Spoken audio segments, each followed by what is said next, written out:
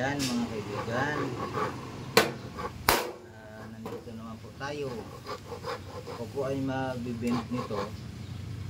Mga 3 bend lang po ang ang daan nito. Kasi po ay ilagay ko po ito sa sahig ng sidecar mga kaibigan.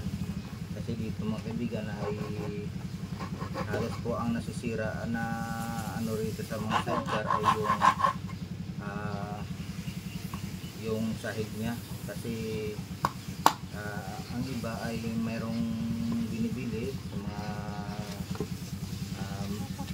market na mayroong mga isda tapos patong, kaya yung ng isda ay tumutulo yun ay, at saka yun siya ay ang resulta niya ay kalawang.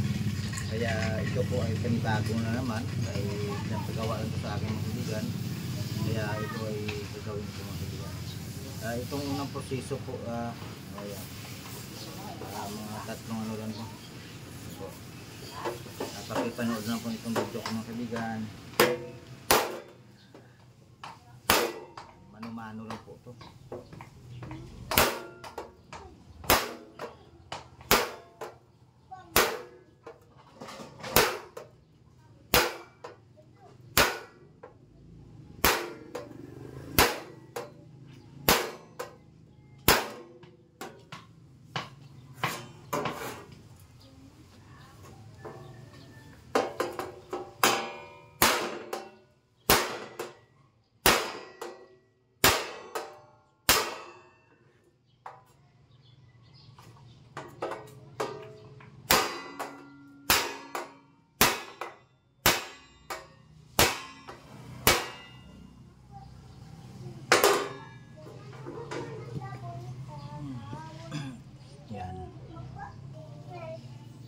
Yan, ito mga kaibigan, ito na po ang niya oh.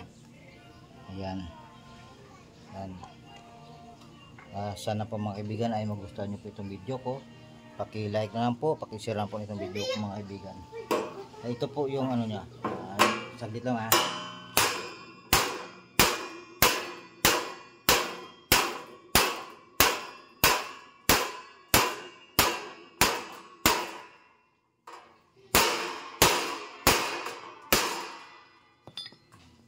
kasi ito mga kaibigan ay pabilog po ang binder.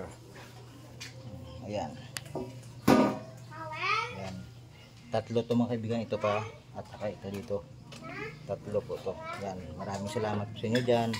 Sana po itong video na ito ay kayo lang pong bahala mag-share, mag-like na lang po nito. Ayan. Sana po magustuhan nyo po yung video na ito. Maraming salamat sa inyo.